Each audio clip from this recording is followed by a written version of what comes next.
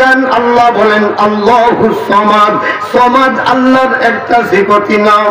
ও দুনিয়াবাসী, যেই কথাটা বলতেছিলাম, 24 ঘন্টায় মানুষের একটা দিন রাত, 12 ঘন্টা দিন, 12 ঘন্টা রাত, 12 ঘন্টা দিন, 12 ঘন্টা রাত। রে দলবাসী, একটা আমল আপনাদেরকে শিক্ষা দিয়ে দেই, জালালি তবিয়ত শুরু হয়ে যাবে। এই নামের ভিতরে ইসমে আজম আছে, এই নামের ভিতরে ইসমে জাত আছে, আল্লাহুস সামাদ।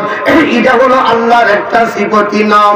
এই নাম যদি তুমি কল্পনা করো, এই নাম যদি তুমি কল্পনা করো, হাদিসে কুদসির ভিতরে আছে আল্লাহুস সামাদ। কোন মানুষ যদি সকাল থেকে নিয়ে সূর্য ডুবার আগে 100 বার ইয়া সামাদু, ইয়া সামাদু, জবান খুলে বলেন না ইয়া সামাদু, ইয়া সামাদু, ইয়া সামাদু, ইয়া সামাদু।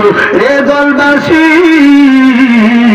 এইভাবে যদি 100 বার ইয়া সামাদু বলে, আবার সূর্য ডুবার পরে ফজর হওয়ার আগে 100 বার যদি ইয়া সামাদু পড়ে, ইয়া সামাদু পড়ে, ইয়া সামাদু পড়ে যদি ঘুমায়, আল্লাহ বলেন এ দলের কোন যুবক খুব বড় করে বুঝো আমার ভাই, ইয়া সামাদু 100 বার দিনের বেলা, রাত্রি বেলা যদি 100 বার ইয়া সামাদু পড়ে, আল্লাহ বলেন এই গোলামের জিম্মাদার আমি আল্লাহ হয়ে যাই। 100 বার পারবেন কেটা কেটা করতে?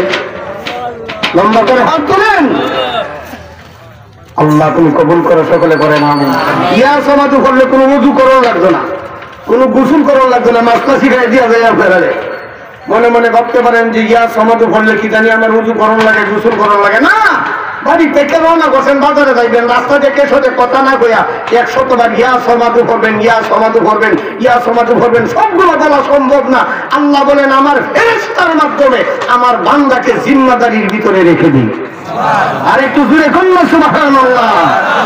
আরেকটা ইসমে জাতের বর্ণনা হলো, কোন মানুষ যদি ইয়া সমাদু গভীর রাত্রে পড়ে, তখন আমি আল্লাহ তার সামনে আমার দিদার নসিব করে দিই।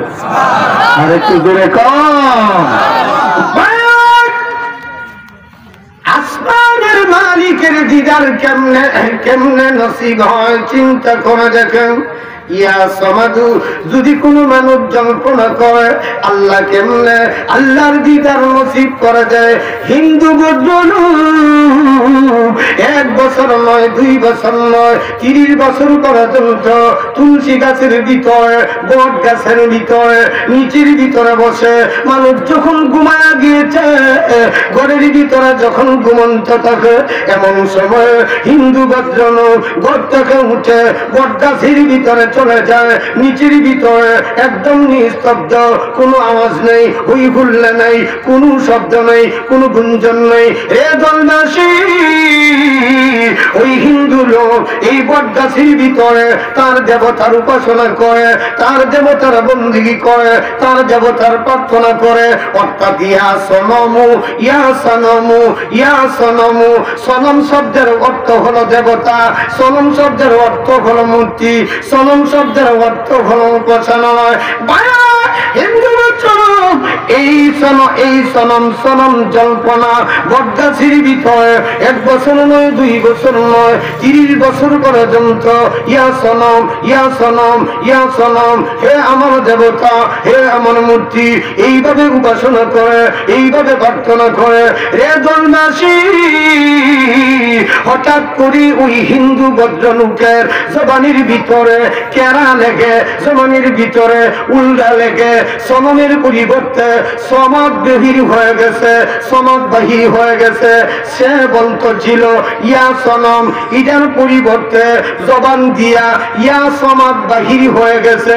রে দলবাসী, মুহূর্তের ভিতরে আমার আল্লাহ আসমান থেকে জবাব দিল, কে গো এত বছর পরে আমার নাম তুই কেন ডাকলে?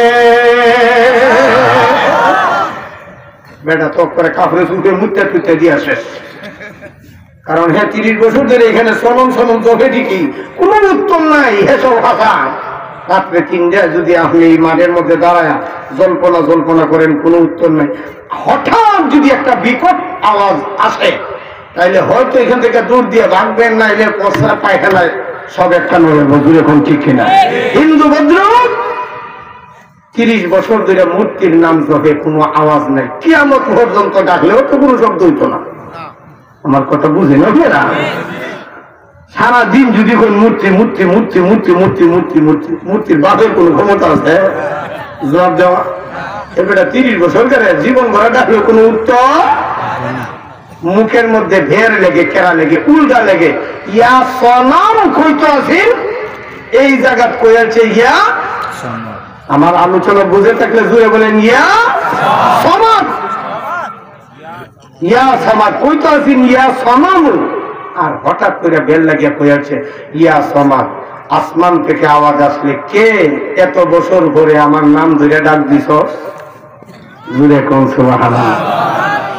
এইরকম উল্টা পাল্টা মুখের মধ্যে লাগে কি লাগে না?